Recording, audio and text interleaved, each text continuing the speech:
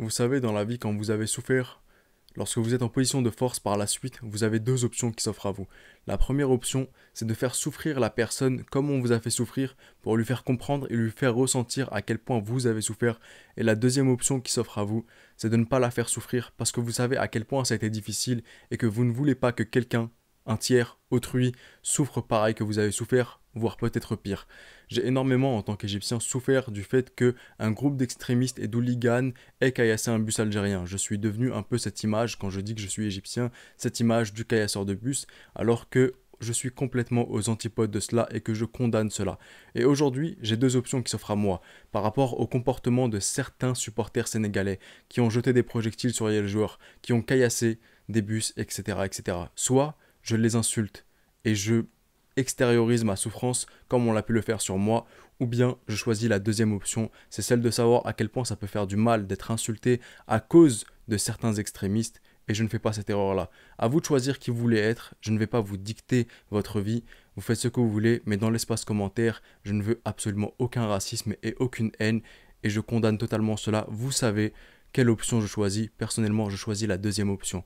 Donc on va revenir maintenant sur tous ces matchs. C'était un peu la morale au début de cette vidéo, c'est de ne pas faire d'amalgame, c'est de choisir quelle personne on veut être. Et on passe de suite au bilan de ces matchs-là, aux 5 matchs qui sont qualifiés au Mondial Zone Afrique. Mais avant, n'hésitez pas à vous abonner, ça me ferait super plaisir. Vous êtes nombreux actuellement à vous abonner et ça me fait extrêmement chaud au cœur. Donc continuez, vous gérez, un grand merci à vous. Et vu que j'en parlais en introduction, je vais d'abord parler de la double confrontation Sénégal-Égypte, un match qui s'est soldé 1-0 à l'aller puis 1-0 au retour, un match qui est parti jusqu'au tir au but et le Sénégal a décroché son billet pour le Qatar.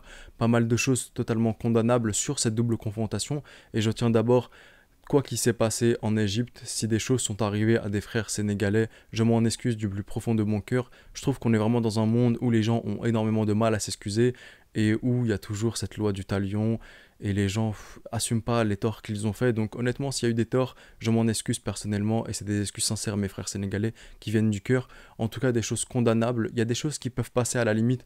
Par exemple, comme huer l'hymne national, c'est condamnable, mais à la limite, bon, ça peut passer. Il y a siffler, insulter les joueurs, je trouve pas ça, allez, ça peut passer. Je me dis, Salah, Mané, quand ils sont avec Liverpool, qui sont en déplacement, il y a des grands hooligans, crâne chauve, complètement islamophobes et racistes, donc ils ont l'habitude de ça, ça passe à la limite. Cependant, les lasers, même durant le match, les lasers, honnêtement, ça me dérange pas tant que ça durant le match. Durant une séance de tir au but, j'aurais aimé que ça ne se passe pas, ça aurait donné même plus de goût à la victoire sénégalaise. Aujourd'hui, quand on voit toutes les pages qui en parlent et qui parlent vraiment de à quel point c'est vraiment de l'anti-jeu durant une séance de tir au but.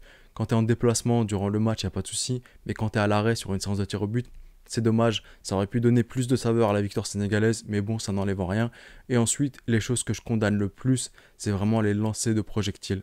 Lancer des projectiles sur les joueurs, sur les autres supporters, c'est des choses que je condamne totalement. C'est dommage, mais en aucun cas, ces personnes-là ne représentent tout le peuple sénégalais. Soyons bien clairs, c'est juste quelques minorités dans les tribunes, tout simplement. Et oui, une dernière chose aussi sur ce match-là, c'est par rapport au stade, en termes d'infrastructure, de pelouse. Il est magnifique, il n'y a rien à dire là-dessus, mais on se rend vite compte malheureusement qu'en Afrique, on n'est pas encore assez grand pour avoir des stades sans piste d'athlétisme, du fait des lancers de projectiles qui sont parfois arrivés sur le gardien égyptien, donc je trouve pas ça très très joli. Des joueurs sénégalais sont même venus et avaient honte de cela et demandaient aux supporters d'arrêter, donc je trouve que c'est vraiment préjudiciable pour le Sénégal, et c'est dommage parce que ce stade avait vraiment tout pour cartonner en Afrique, et qui sait, peut-être que demain il sera fermé à cause de ce genre d'agissement, donc c'est vraiment dommage. La deuxième double confrontation Nigeria-Ghana, après un 0-0 à l'aller au Ghana, ça a été un 1 partout au retour au Nigeria. Le but à l'extérieur a profité au Ghana qui décroche son ticket pour le Qatar. Un match que je n'ai pas regardé forcément parce que je regardais Sénégal-Égypte. Mais en tout cas, bravo au Ghana. J'aurais pas mis du tout une pièce après la Coupe d'Afrique des Nations qu'ils ont fait. Donc chapeau à vous, surtout contre une grande équipe comme le Nigeria. Et d'autant plus que le Nigeria n'avait pas raté une Coupe du Monde depuis 2006. Donc bravo aux Ghanéens pour avoir décroché ce ticket. Troisième double confrontation Maroc-République démocratique du Congo. Après un 1 partout à l'aller, le Maroc pouvait jouer le bus et s'attendre à un 0-0 et être qualifié tout de même. Mais le Maroc est parti chercher un score, le 4-1, juste incroyable dans une ambiance de folie. Bravo aux frères marocains pour avoir décroché ce ticket-là. Qatar 2022 vous attend, bien joué à vous. Quatrième double confrontation Tunisie-Mali après un 1-0 à l'aller. Un but contre son camp qui me fera toujours autant rire et qui me donnera toujours autant le sourire vu comment il les gague. Et le 0-0 au retour, c'est la Tunisie qui s'envole pour le Qatar 2022. Une Tunisie, de ce que j'ai pu entendre, qui a été complètement exécrable, aucun fond de jeu au retour. Un Laidouni qui a donné sa vie sur le terrain, ça ne m'étonne vraiment pas de lui. En tout cas, il n'y a pas d'histoire de mérite. Pour vous rassurer les frères tunisiens, il n'y a pas de mérite dans ce genre de match. Il n'y a que le score final qui compte, c'est le plus important. Bien joué à vous pour avoir décroché ce ticket pour le Qatar. Bonne chance à vous pour la suite. Et enfin, cinquième et dernière double confrontation, Algérie-Cameroun, après un 1-0 de la part de l'Algérie à l'aller qui avait complètement arrêté cette série d'invincibilité à domicile du Cameroun qui datait de 98, c'est le Cameroun qui s'impose 1-0 au retour au terme des 90 minutes, puis 2-1 au terme des 124 minutes. Un ascenseur émotionnel pour l'Algérie des montagnes russes, un match que je n'ai pas regardé après la défaite de l'Égypte. Je vous mens pas que j'avais pas trop le mood à regarder du foot. J'ai entendu pas mal de gens dire que l'arbitrage était complètement contestable et à revoir. C'est une chose dont je ne peux pas, enfin je peux pas me parler parce que je n'ai pas du tout regardé le match, je peux pas donner mon avis. C'est ce que j'ai lu en tout cas. En tout cas, dommage, bien joué au Cameroun pour sa qualification en Coupe du Monde. Hard luck à l'Algérie, une génération qui méritait d'aller en Coupe du Monde.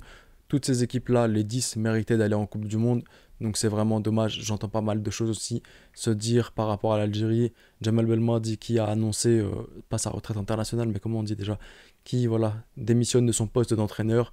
C'est des choses dommages. J'en ferai peut-être une vidéo, voir si c'est le bon choix de faire tout cela ou non. En tout cas, maintenant, que faire? Qu'est-ce qu'on fait maintenant? Est-ce qu'on laisse le cœur parler ou la raison parler? Si on laisse le cœur parler, alors peut-être que pour grand nombre d'entre nous, on espère la défaite de beaucoup de pays car le nôtre n'est pas là. Et on espère surtout celui qui nous a éliminés, une grosse défaite et finir quatrième sans aucun point. La raison en revanche nous dit quoi?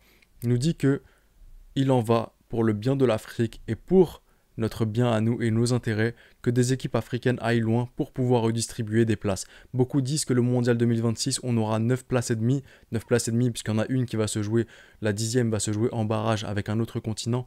Mais ce que je veux dire par là, c'est que même 10 places, c'est pas suffisant.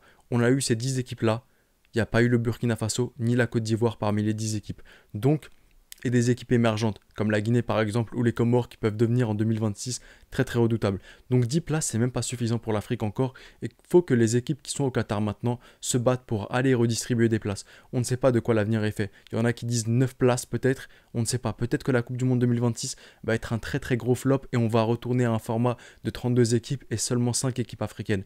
Donc c'est pour cela que durant ce laps de temps-là, la Coupe du Monde 2022 et 2026, les équipes africaines, on doit être derrière elles, les soutenir parce qu'il en va de notre intérêt qu'elles réussissent pour pouvoir redistribuer des places à l'avenir. Et une dernière fois, hard luck à l'Algérie, à l'Égypte, au Nigeria, au Mali ainsi qu'à la RDC. Et bien joué et bon courage au Sénégal, au Maroc, la Tunisie, le Cameroun ainsi que le Ghana. Essayez de faire de votre mieux pour pouvoir redistribuer des places. On compte sur vous. Maintenant, on se retrouvera peut-être vendredi ou samedi pour parler des tirages au sort de la Coupe du Monde. Dans quel groupe sont nos équipes africaines maintenant? Parce qu'à partir de maintenant, forcément l'Égypte n'y est plus, mais je suis derrière le continent africain parce que voilà, ça aide mes intérêts pour le coup, mais surtout pour avoir une meilleure visibilité de ce continent et on espère voir de très très belles choses. Beaucoup disaient sur les réseaux sociaux, pour le bien du football, cette équipe ne devrait pas y être, nanana, un peu dérageux, mais maintenant, montrez-nous que pour le bien du football, c'était vous qui méritiez cette passe-là, on compte sur vous, on sera derrière vous, c'était le petit pharaon, prenez soin de vous et de vos proches. Avant toute chose, dans l'espace commentaire s'il vous plaît, on reste poli, courtois, on n'insulte pas, sinon c'est commentaires bloqués et commentaires supprimés et vous êtes bloqués, ce serait dommage pour vous. Prenez soin de vous, de vos proches, c'était le petit pharaon et je vous dis... Arrivederci.